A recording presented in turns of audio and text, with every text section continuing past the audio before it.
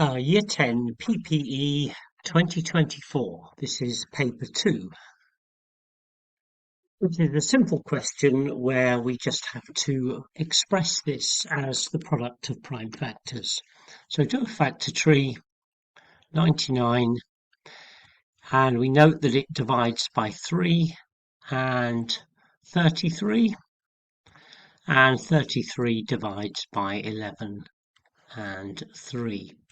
These are all prime numbers, so the answer is 3 times 3, or 3 squared, times 11. Okay, and the next one is about lowest common multiples.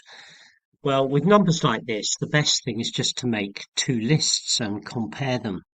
So I'm going to do the 72 times table.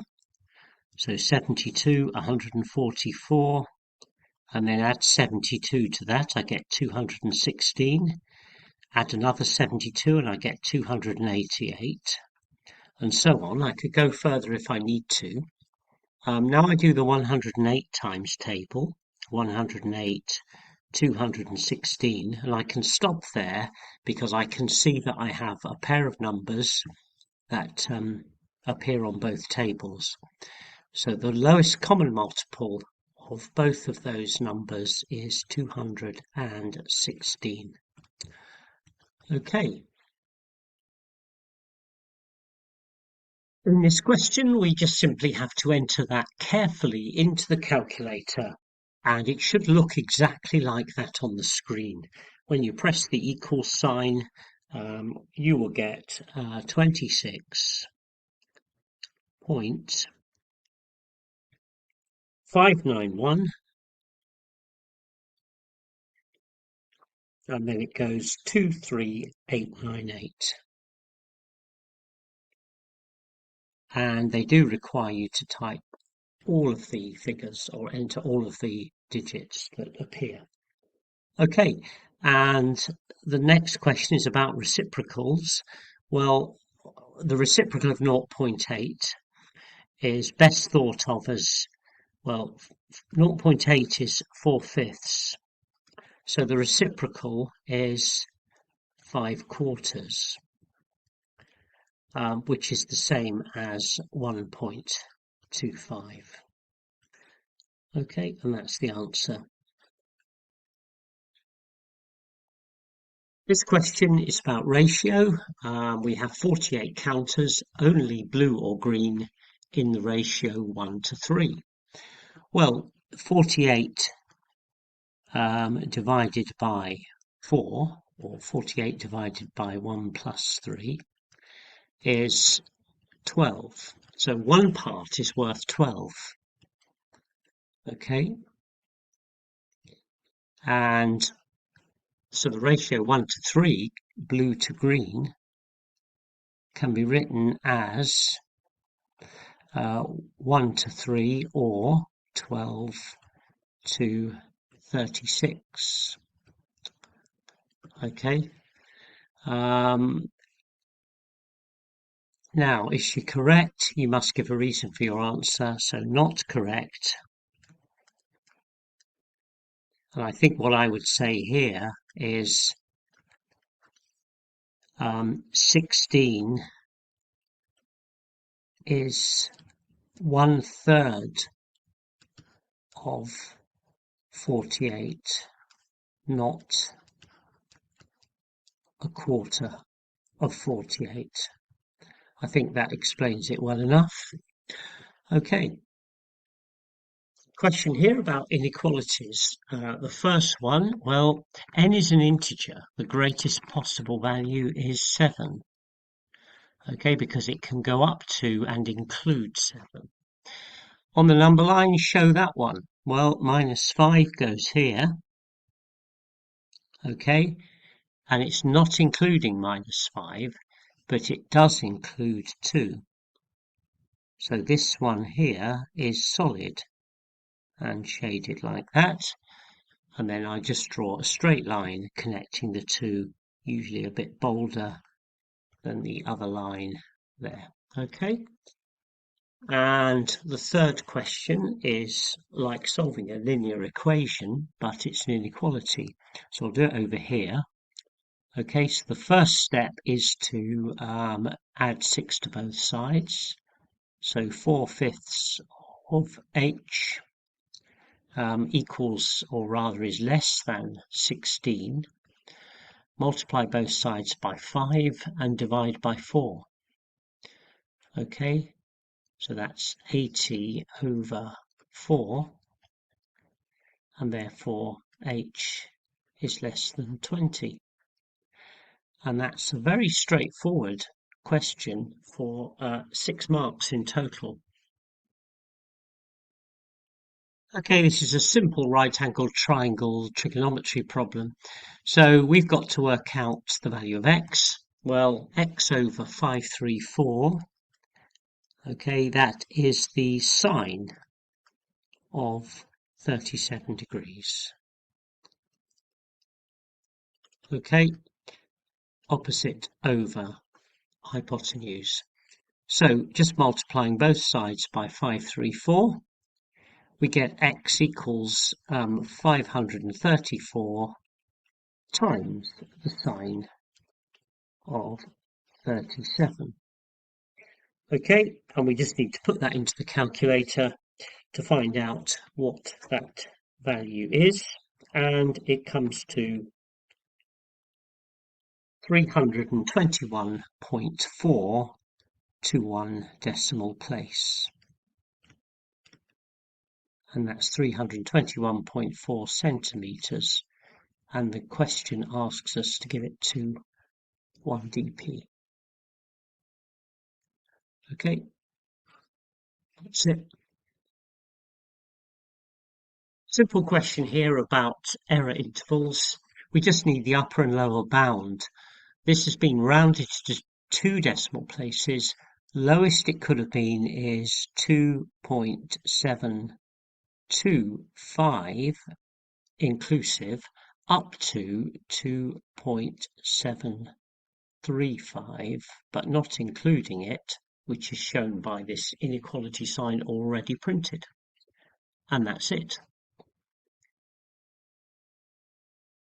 Okay, this question involves some trigonometry or Pythagoras, and we have to find the area of the quarter circle. So to do that, we need the length here.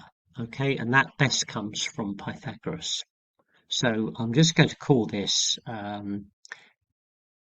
h, well, if I just call it r, because it's also the radius of the circle, okay, because this is then also r. So I can just simply say that r is the square root of 11 squared minus 7 squared, okay, and that is the square root of 121 minus 49, okay, which is the square root of 72. And on the calculator, that would be simplified automatically to root 36 root 2, which is equal to 6 root 2. So it's easy enough to work out without the calculator, but there it is. So 6 root 2. And what we need to do now is we just need the area of a quarter circle of radius 6 root 2. So we want pi times 6 root 2 squared, pi r squared, over 4. Okay, because it's a quarter of a circle. All right, so let's just work that out. Well, 6 root 2 all squared, we already know is 72. Okay, so that's going to give us 72 over 4 times pi. 72 over 4 is 18, so it's going to be 18 pi. And it wants the answer to 3 significant figures. So we just simply put that on the calculator and work it out. And it comes to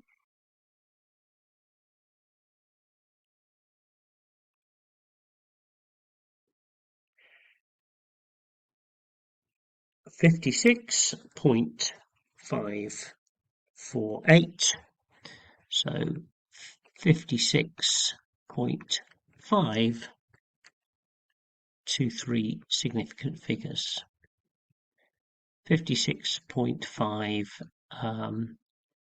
centimeters squared.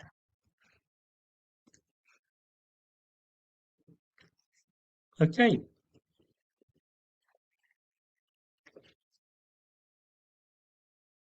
Okay, we have a couple of questions here about percentage and interest rates. This is a reverse percentage problem. If we assume the bike cost X, then we know that if we find 95% of X, we get £741. So in other words, 0.95 times X is equal to 741. So to get X, we just divide both sides by 0.95. So X equals 741 over 0.95. And usually these answers will be exact numbers, which this one is, and it comes out to be £780. Okay, and that was the original price before the discount. This one here involves applying one rise of 2.6% and two consecutive rises of 1.5%. So we do it like this. We start with 8,000. Okay. To apply the 2.6 increase, we multiply by 1.026, and then we multiply by 1.015, and then again, well, we just do that by squaring it. Put that on the calculator, and it gives us a number 8456. Okay, 8456 point, and we need to give this to two decimal places, so it's 086. So I'm going to put 0.9 to the nearest penny, and because this is money, I'm going to put a pound sign in front there, and that is the answer. Okay. In this question, there are two things that need to be done to the box plot to make it fully correct. So we'll look at the data, we'll look at the box plot and see what those problems are. Well, the median is at 163, but it's been plotted at 161. So median should be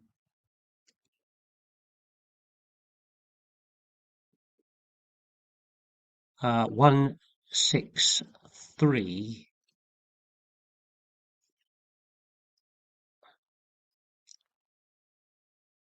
not 161. Okay, now the interquartile range equals 17, not 18, because if you look at the box plot, there's a gap of 18 between these two.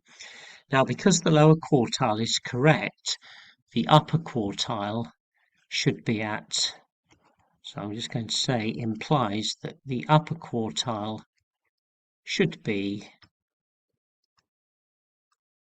okay, basically moved back one to 171, okay, not 172, which is where it is currently showing on there. Okay. This is a question about relative frequency or experimental probability. All right, and it's saying that this dice here is clearly biased because the probabilities of landing on different sides vary quite a lot. But the question is about an estimate for the probability that it will land on a 6 both times. Now, of course, it has to be an estimate because this is just based on results so far, right? So what is the probability that it will land on a 6 both times? Well, it's 24 out of 80 times 24 out of 80. Okay, so it's 24 out of 80 squared. Okay, well, if we just work out what that is, it's actually a lot easier to think of that as being 3 over 10. So it's 3/10 squared, okay, because that's what it cancels down to, which of course is 9 hundredths or 0.09. Okay, so that's the first part. Simon's going to throw the same dice n times and record the number it lands on. He wants to work out a more reliable estimate for the probability in part A. So what can you say about the value of n? Well, basically, the bigger the better. Greater n, greater n means more accuracy.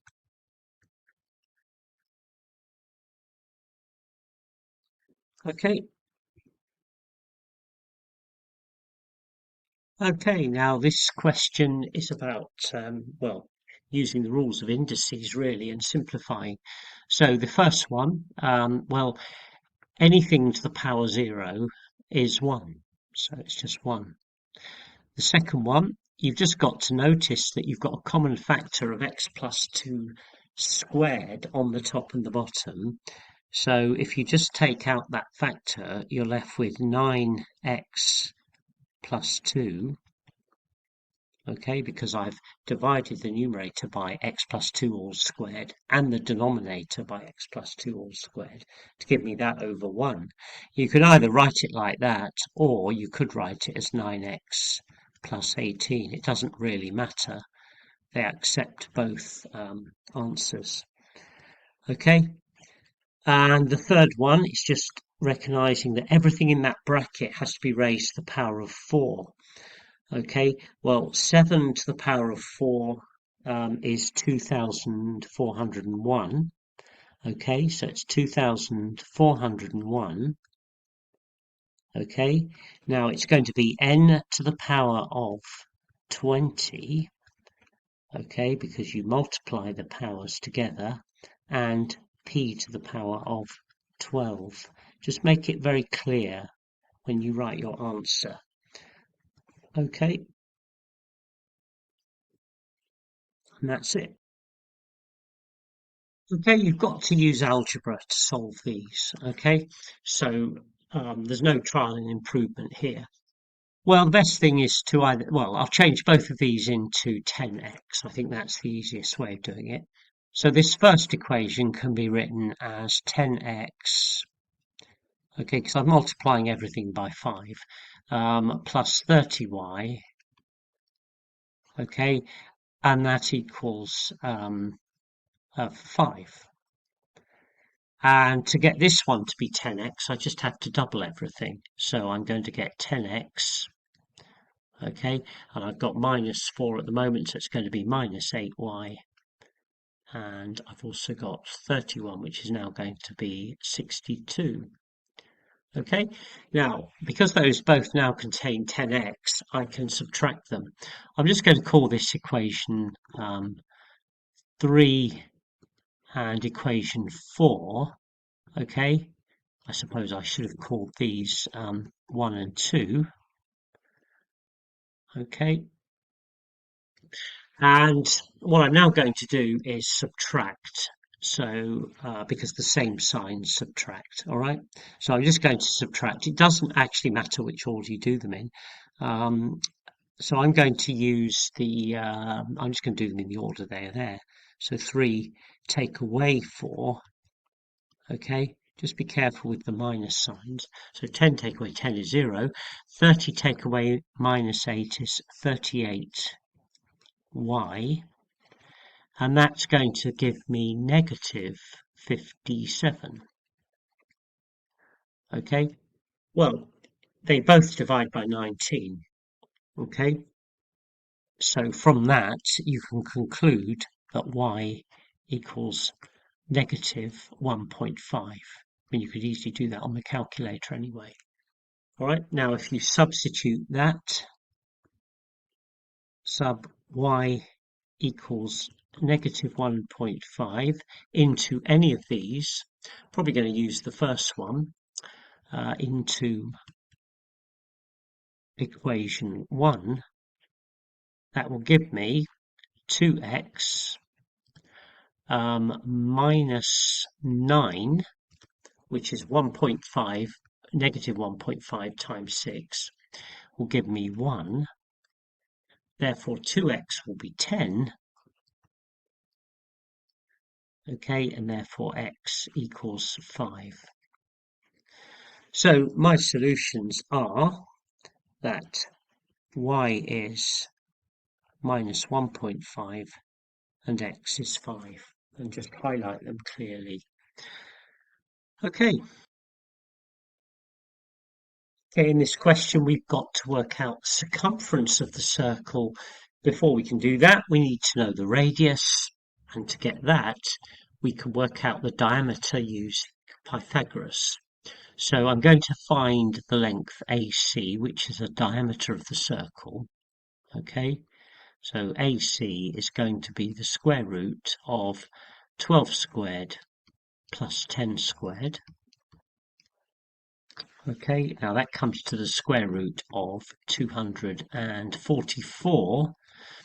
Well, that comes to 2 root 61 on the calculator. Okay, so the radius of the circle is the diagonal half of that, basically from O to A, for example. Okay, and that equals half of that, which is just root 61. Okay, so I don't need the decimal of that, I just need it like that. So the circumference is 2 pi r, so it's 2 times pi times root 61. Okay, and that comes to, on the calculator, 49.1 centimeters to 3 significant figures. And that's what the question required. Okay. Okay, in this question it shows the volume as it changes over the distance travelled. The volume of fuel in the tank obviously goes down. Now it wants to find the gradient of the graph, so you just choose a convenient point where you can construct a right-angled triangle. Try and choose a bigger triangle as possible. Now I'm going to actually go from here to here, okay, because that is a distance of from 300 to there. That's a distance of 275, and this is a height of exactly well, it's not 35, it's about 37.5. Okay, but the bigger triangle you take, the more accurate you can read it off. Okay, so from that triangle I've drawn there, I can say that the gradient is the rise over the run, but it's negative. So it's negative 37.5, okay, over 275.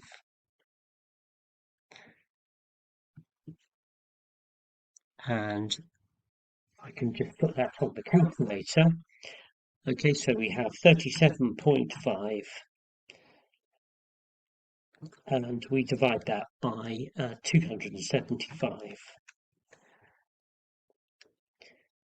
And that comes to 3 over 22. Okay, that's a fraction, negative 3 over 22.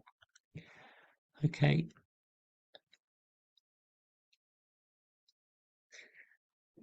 and that's all we need to do really. It doesn't ask it for a particular form. And then the next part of the question is interpret what the gradient represents. Well, it's the rate of decrease in fuel volume, okay? The rate of decrease.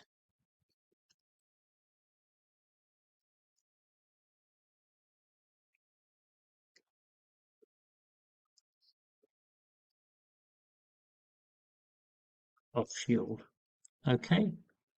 That's question B. Okay.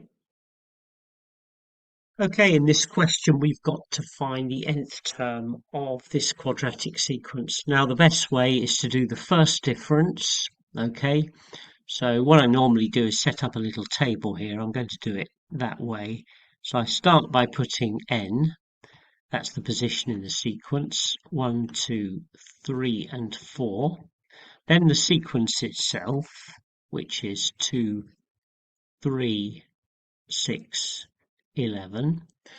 Then we want half of the second difference, okay, times n squared. Now, what's the second difference? Well, this is the first difference, 1, 3, 5, and the second difference is 2, 2. So half of that is 1. So we want 1 n squared, okay, which is just 1.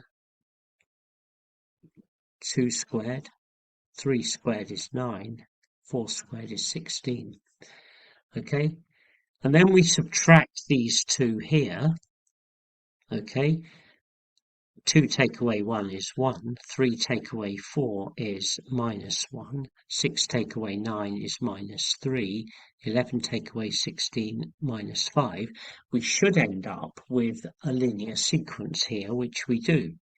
Now this linear sequence has the rule, it's going down in twos, okay, so it's minus 2n, and the 0th term would be 3, minus 2n plus 3.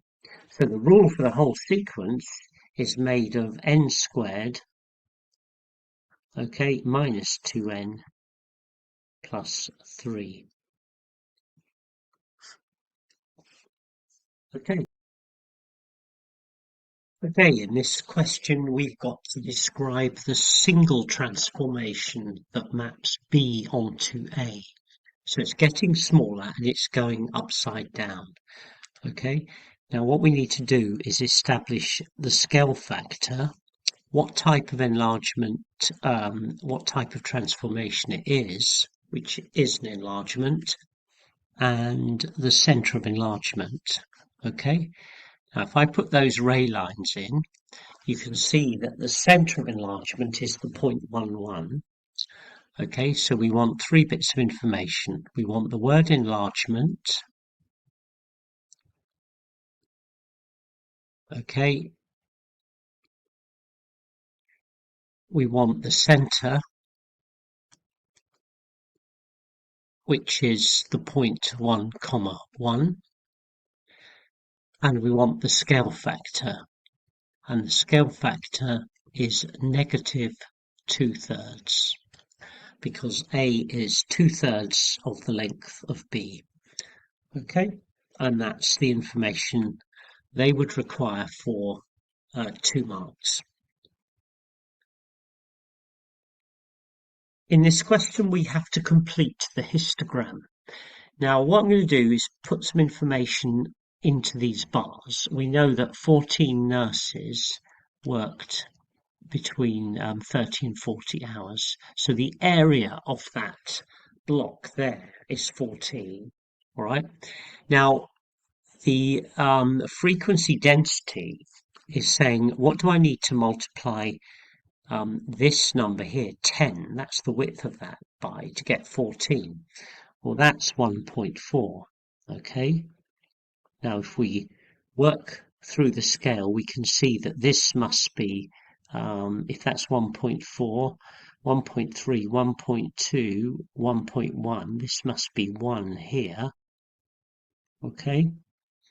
And this must be 0.5. So you build up a scale, okay? So that's 0.5. This is 1. This here is 1.5. Okay, and this obviously up here is 2. And that's called the frequency density. Okay, so I've used that information given to build up this scale, and now I can work out the areas of other boxes.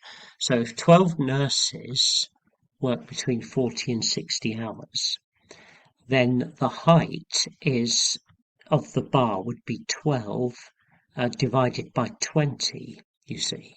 So I'm just going to write that down there. So 12 over 20, which is 6 over 10, which is 0.6. So I know that this line has to come across at 0.6. Well, there's 0.5. This is 0.6. Okay, and I stop at 60 and then drop down to there. Okay, so that's my missing bar that represents the 12 nurses there. I'm just going to write the number 12 inside that box. Okay, and then it goes on to say that no nurse worked for more than 60 hours. Work out the total number of nurses in the hospital. Well, I can use my scale. This is 10. This is 1.5, 1.6, 1.7, 1.8. So 1.8 times 10 is 18 in this block. And in this block here, I've got 20 times 0.8. So 20 times 0.8 is 16. Okay, well, just add them all up. 16 plus 18 is 34. And 34 plus 14 is 48, plus 12 is 60. So I just show that calculation. 16 plus 18 plus 14 plus 12 equals 60. And that's the answer. Okay, in this question, we've got to find the area of paint covering this non-shaded part of the cone's curved surface. Well, this is about similar shapes, really. And the first one is to note that the cone has a slant height of 30 and this is 12, meaning that this bit here must be 18. Okay? Now, because 18 is 3/5 of 30, by similar triangles, it means that the radius of this circle here, from the middle to the edge, is 3/5 of 25, which is 15. Okay, I'm just going to write that on there, 15. So I can now work out the surface area of the small cone and subtract it from the surface area of the big cone. Okay, so I'm just going to say that the surface area is pi RL. Okay, so for the small cone, for the large cone, it's 12.5. Okay, that's the radius, half of 25, times the slant height, which is 30, times pi. Okay, and from that I'm going to take away the surface area, curved surface of the small cone, which is half of 15, which is 7.5, times 18 times pi. Okay, now that does simplify to give you 375 pi minus 135 pi, and that gives you 240 pi. and it wants the answer in terms of pi. So that is the area. So it's in centimetres squared. Okay, and that's it.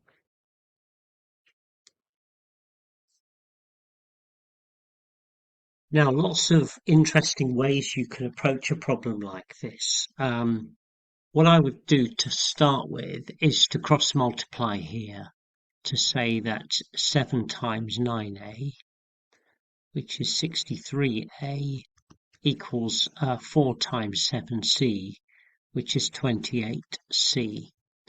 And from the bottom, I can conclude that 3 times 3b, so that's 9b, equals 25c. Okay, now I'm just going to recognize a common factor of 7 in both of these terms. So I can say that 9a equals 4c. Okay, now what's really useful here is that I'm spotting that 9a is and 9b both have 9 in front of them. So I can say that 9a plus 9b, okay, is equal to 25c plus 4c, which is 29c. Okay, now it's going to be useful in a minute. Now I can also notice that b plus c, well, 9b plus 9c. Okay, so I've got this multiple of 9 in front of everything. 9b plus 9c is the same as saying 25c plus 9c. Okay, because 9b is 25c. So 25c plus 9c equals 34c. Now I've actually got my answer appearing now because from this I can conclude that 9a,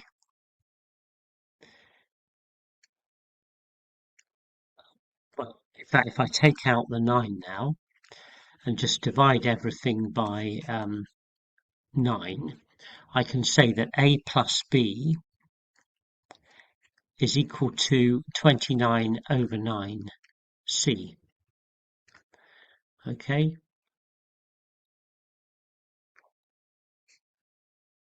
and I can also say that from this, b plus c is equal to 34 c over 9. So I've pretty well answered the question.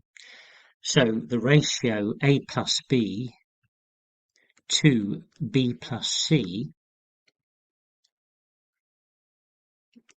okay, is like saying 29c over 9 to 34c over 9, which is, well, I'll put that step in. It's probably not necessary, but I will write it in.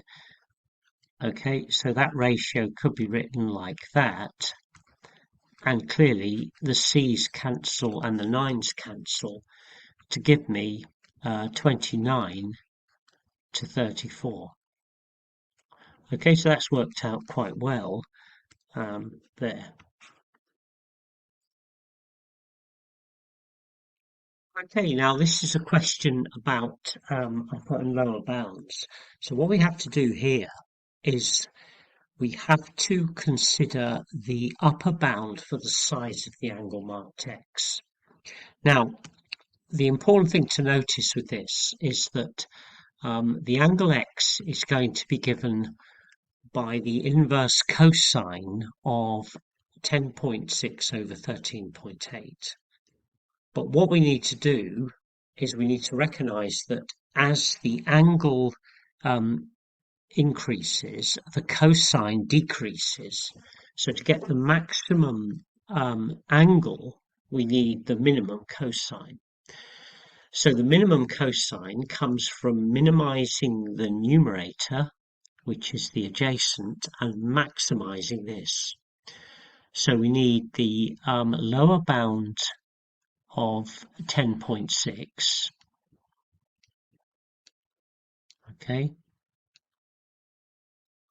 the lower bound is 10.55, and we need the upper bound of 13.8. Okay, and the upper bound of that is 13.85. Okay, so that gives us the minimum cosine. So we can say that x is the inverse cosine of 10.55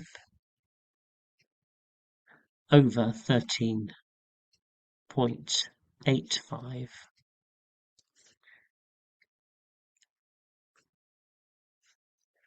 Okay, and we normally put a bracket around that, put that into the calculator, and it will give me the upper bound of x, the highest possible value x could be. Okay, so that comes to, I've just got to put it onto the calculator now, and that will be 10.55 divided by 13.85, and that comes to 40.38 degrees. Now, it doesn't say what the accuracy should be, so I'm just going to put here enough decimal places, 40.38, and then put a few more just to show that I've worked it out correctly. Okay, and it goes 279, etc. And then I'm just going to say that that equals 40 I'm going to put 3824 significant figures. Okay, and that is how I would answer that question. Now, if you did use 10.6 or 13.8 in the calculation anywhere, you wouldn't get any marks at all. Okay, because you're missing the point altogether if you do that. Okay. Okay, for this problem, we're told that these lengths here are in the ratio 1, 3, 5.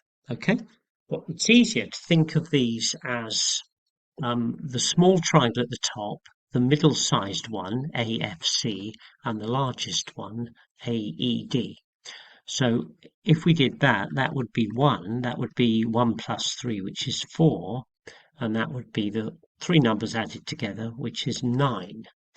Okay, I'm going to call these X, Y, and Z, okay, because we're interested in areas. So if those are lengths, the area scale factors are going to be the squares of those. So I'm just going to put area scale factors. Okay, so for X it's 1, for Y it's 4 squared, which is 16, and for Z it's 9 squared, which is 81. Okay, and now I can use the fact that I'm interested in the differences between these areas, for example, to get that one. Okay, so I've got the area of the first one is 1, the second one is 16 minus 1, and the third one is 81 minus 16. And if you work those numbers out, you get 1 to 15 to 65. And that's the answer you had to show. Okay, and that would be my working out to illustrate what I was doing along with that diagram. You might just want to add here where these come from. So this is 1 squared, this is 4 squared, and this one here was 9 squared. Okay, might be worth including that in your working as well. Okay.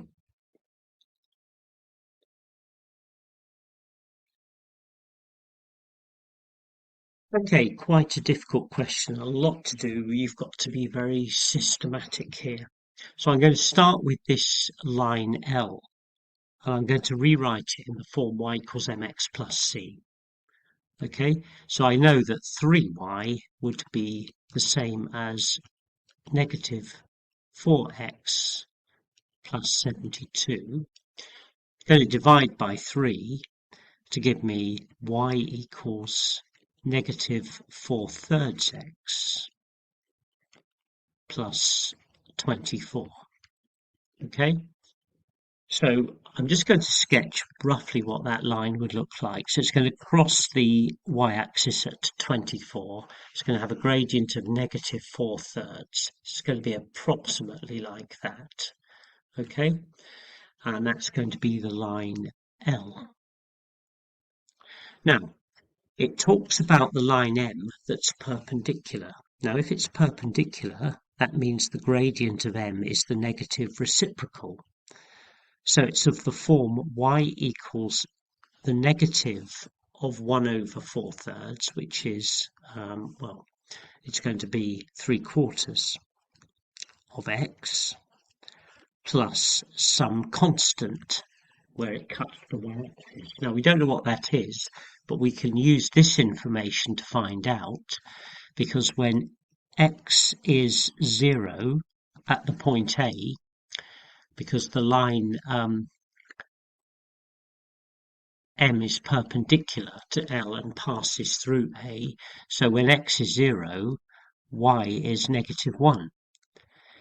So if you put negative 1 for y and 0 for x, you can see that C will also be negative 1. Okay, because negative 1 is 0 plus negative 1. Right? So now we know what C is, we can write the equation for M as y equals 3/4 of x minus 1. So let's just sketch that in. Well, if that's 24 here, okay, negative 1 is going to be very close to here, probably about there. Okay, I'm just going to put negative 1 there. So our line comes through here, goes up in that sort of direction, and crosses the other line, L, at 90 degrees. So it's going to be about there. Okay, and we're calling this point here the point C. Okay, this is the line M, like that. And what we're asked to find is the area of this triangle. Well, what we need to know is this point here, where the two lines cross. So we set the equations of M and L equal to each other. So at C, okay, so at the point C, we know that 3/4 of x minus 1 is the same as negative 4/3 of x plus 24. Well, if we multiply everything by 12, that will give us, well, basically it'll get rid of these fractions, you see, because the common denominator is 12. So that would give us 9x. I'm going to run out of space if I'm not careful. 9x minus 12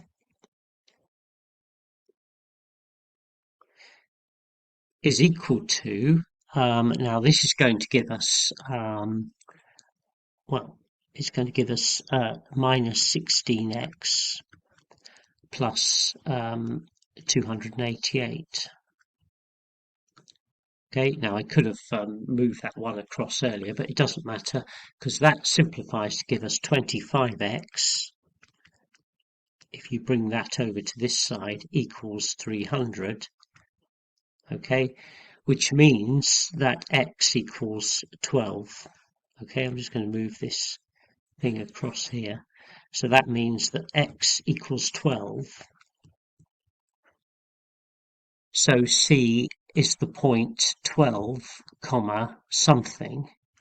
Doesn't matter what that is. We could work it out, but we don't need it, because we now know that the distance here, okay, this is the important part, the distance here is 12. Okay, so I'm just going to write 12 on that green line. And the height of this triangle here is 25. So the area of this triangle, okay, so the area of the triangle ABC, okay, so this is the point A here, and this is the point B here, okay, so triangle ABC is half base times height, which is a half of 25 times 12, okay, which is a half of 300, which is exactly 150. Okay, and that's the answer. It's not in centimeters or any particular units, so it's just a number. Okay, okay, welcome to this question, and this is a difficult question unless you spot what you're expected to be doing here. So this is a regular dodecagon with 12 equal sides of length A, okay? So what I can do is I can work out that because there are 12 of them, I could draw 12 of these triangles, each with an angle of 30 degrees in there to make 360. So if I take that one out and enlarge it a bit, I can further split that into two triangles across here, okay? And I'll just do that as a single line, I think. So if I just do that in a different colour across there. So that is the line I've drawn down the middle, which means that this angle here is now 15 degrees. Okay. Now, I know that because that length is A, all of these lengths here are A, this part here is A over 2, or a half A. Okay. And if I just take this triangle alone, this top one here, okay, I'll just shade it in. So I can now work out an expression for the base of that triangle, the blue line. Okay, if I just call it x for the moment, then I can say that the tan of 15 degrees, okay, is the opposite over the hypotenuse, which is equal to a over 2 divided by x, okay, which is the same as a over 2x, okay, and therefore if I rearrange that, it tells me that the length x, the base of the triangle, must be equal to a over 2 tan 15, okay, so a over 2 tan 15 as a fraction. Okay, so what I've got is an expression for the base of this triangle in terms of a and tan 15. Now that yellow triangle represents half of one of these, okay, half of this. So there are 24 of those triangles in that dodecagon. So the total area, okay, is made up of something like this. 24 times the area of that yellow triangle. And that yellow triangle is a half base times height. So it's 24 times a half times the base, which is this. Okay.